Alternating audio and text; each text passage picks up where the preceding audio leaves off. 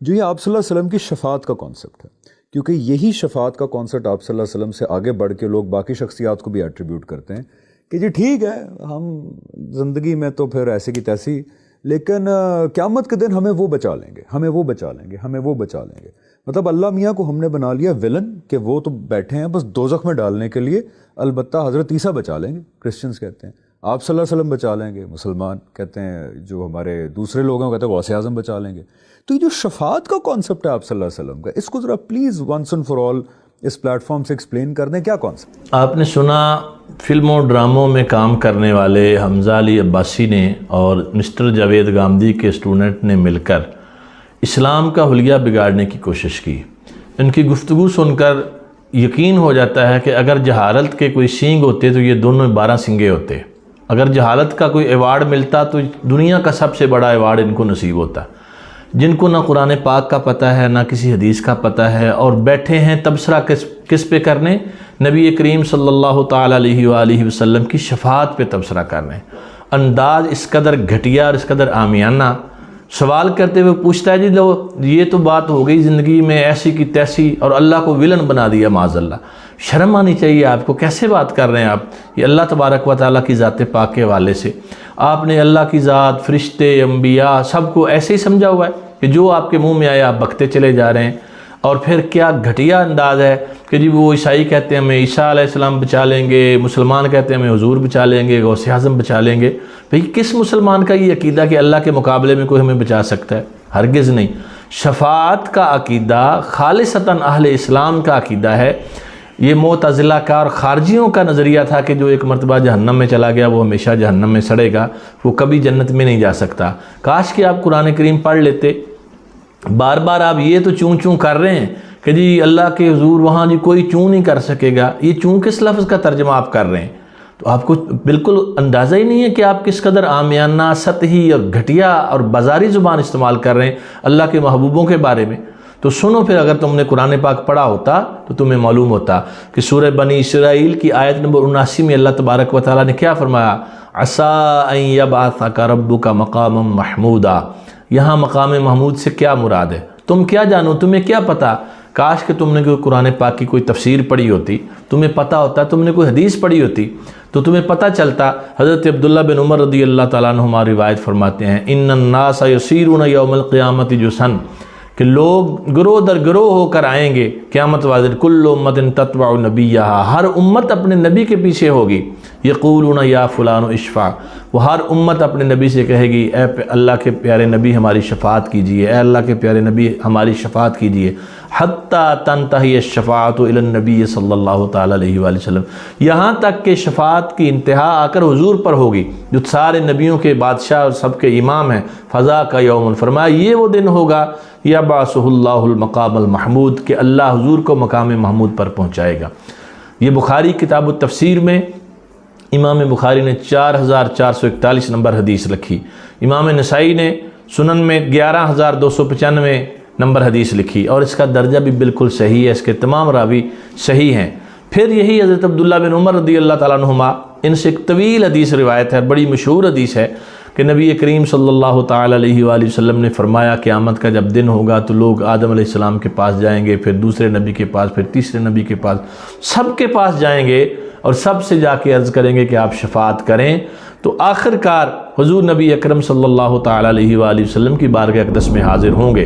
تو نبی کریم صلی اللہ تعالیٰ علیہ وآلہ وسلم کے پاس جب آئیں گے، حضرت عبداللہ بن جعفر نے اس حدیث میں یہ اضافہ کیا، فرمایا کہ آپ پھر شفاعت کریں گے یہاں تک کہ مخلوق کا حساب ہو جائے اور ان کے درمیان فیصلہ ہو جائے، اور آپ اس طرح جائیں گے کہ جنت کا کنڈا پکڑ کر حضور نبی پاک صلی اللہ تعالیٰ علیہ وآلہ وسلم اللہ کی بارگاہ میں عرض کریں گے۔ فرمایا یہ وہ مقام محمود ہوگا جس پر آپ کو فائز کیا جائے گا۔ اس کو بھی امام بخاری نے نقل کیا، 1405 نمبر حدیث، شعب الایمان میں 3509 نمبر حدیث، اور تبری کے اندر جامع البیان جو تفسیر قرآن کی ہے اس میں یہ جلد نمبر 15 صفحہ 146 پر اس روایت کو نقل کیا گیا۔ کاش کہ آپ کچھ پڑھ لیتے، اللہ آپ کو توفیق دیتا کہ آپ کوئی قرآن پاک یا حدیث پاک پڑھ لیتے۔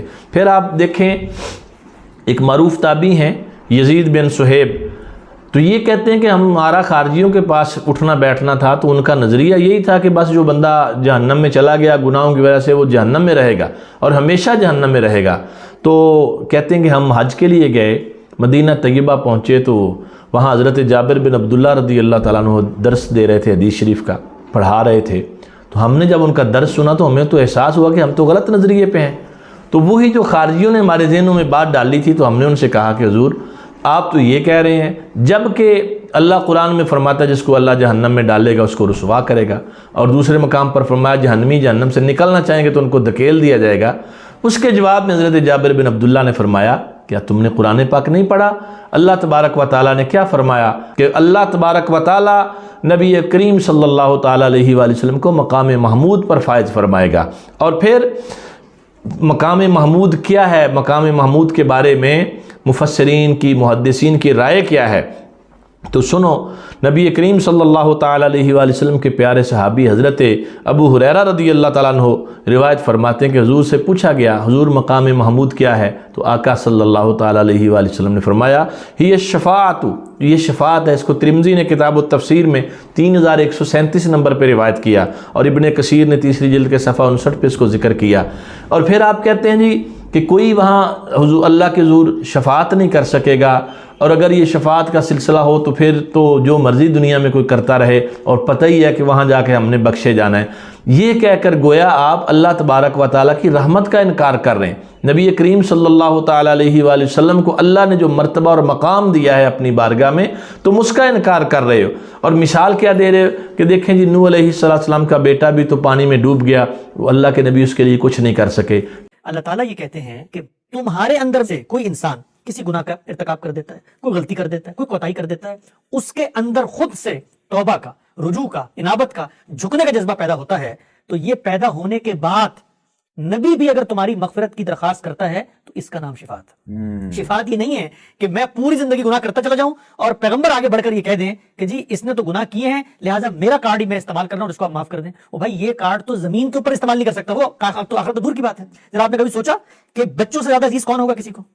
نوح علیہ السلام کا بچہ تھا۔ بالکل، ذرا تصور کریں، وہاں پر کچھ نہیں کہہ سکے کہ پیغمبر کھڑے ہوئے اللہ کے مقرب بندے، کچھ نہیں کر سکے۔ کاش کہ تم نے قرآن پڑھا ہوتا، کسی علم والے کی صحبت میں بیٹھے ہوتے، من پسند دین اختیار نہ کیا ہوتا تو تمہیں پتہ ہوتا کہ نوح علیہ السلام کا بیٹا نافرمان ہو گیا تھا، اللہ کے نبی کی بات نہیں مانی، اس لیے اللہ نے فرما دیا انہ لیس من اہلک، اے پیارے نوح وہ آپ کا اہل ہی نہیں ہے، آپ کے خاندان میں سے ہی نہیں ہے، انہ عمل غیر صالح، وہ اچھا عمل نہیں ہے۔ بعض نے لکھا کہ وہ شرک میں مبتلا ہو گیا تھا، اللہ کے نبی کی نافرمانی کی، اور پھر تم یہ کہتے ہو کہ کوئی یہ خیال کرے گا جی کہ مجھے حضور سے محبت ہے تو میں جنت میں چلا جاؤں گا۔ تمہیں توفیق ہی نہیں ہے نبی پاک صلی اللہ تعالیٰ علیہ وآلہ وسلم کے ساتھ محبت کی۔ دن رات بے حیائی اور فحاشی اور عریانی کے کاموں میں ملوث رہنے والا شخص کیا جانے کہ رسول کریم صلی اللہ تعالیٰ علیہ وآلہ وسلم کی محبت کیا ہوتی ہے۔ میرے آقا صلی اللہ تعالیٰ علیہ وآلہ وسلم کے پیارے صحابی حضرت انس رضی اللہ تعالیٰ عنہ روایت فرماتے ہیں، اور اس حدیث کو کتاب التوحید کے اندر امام بخاری لے کے آئے 7510 نمبر، اور مسلم شریف میں 322 نمبر یہ حدیث ہے۔ رسول کریم صلی اللہ تعالیٰ علیہ وآلہ وبارک وسلم قیامت کے دن اپنے امت کے لیے، گناہ گاروں کے لیے سجدے میں سر رکھیں گے اور عرض کریں گے یا اللہ میری امت کی بخشش فرما۔ اللہ فرمائے گا ارفع راسک یا محمد، اے محمد صلی اللہ تعالیٰ علیہ وسلم اپنا سر اٹھائیے، قلت اسمع، منہ سے بولیے آپ کی بات سنی جائے گی، سل توتا، آپ مانگیے عطا کیا جائے گا، وشفا تو شفا، آپ شفاعت کریں آپ کی شفاعت قبول کی جائے گی۔ اور رہ گئی بات حضور کی محبت کی، تو یہ ان محبت والوں کو ہی حضور کی شفاعت نصیب ہوگی۔ حضرت انس رضی اللہ تعالیٰ عنہ روایت فرماتے ہیں کہ رسول کریم صلی اللہ تعالیٰ علیہ وآلہ وسلم کی خدمت میں ایک شخص آیا، کہا متی الساعۃ یا رسول اللہ، حضور قیامت کب آئے گی؟ تو حضور نے اس سے پوچھا ما اعددت لہا، تو نے قیامت کے لیے کیا تیار کیا؟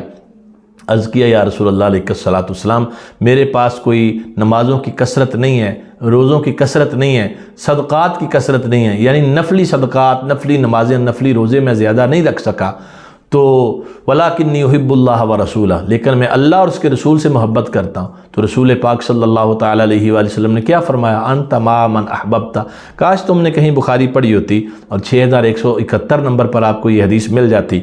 کہ رسول کریم صلی اللہ تعالیٰ علیہ وسلم نے فرمایا تو اسی کے ساتھ ہوگا جس سے تو محبت کرتا ہے.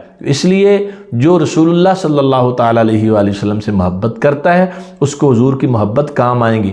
تم بد نصیب ہو، تمہیں نہ حضور کی محبت نصیب ہے، نہ اللہ کی رحمت پر یقین ہے، نہ حضور نبی کریم صلی اللہ تعالیٰ علیہ وآلہ وسلم کی شفاعت پر یقین ہے.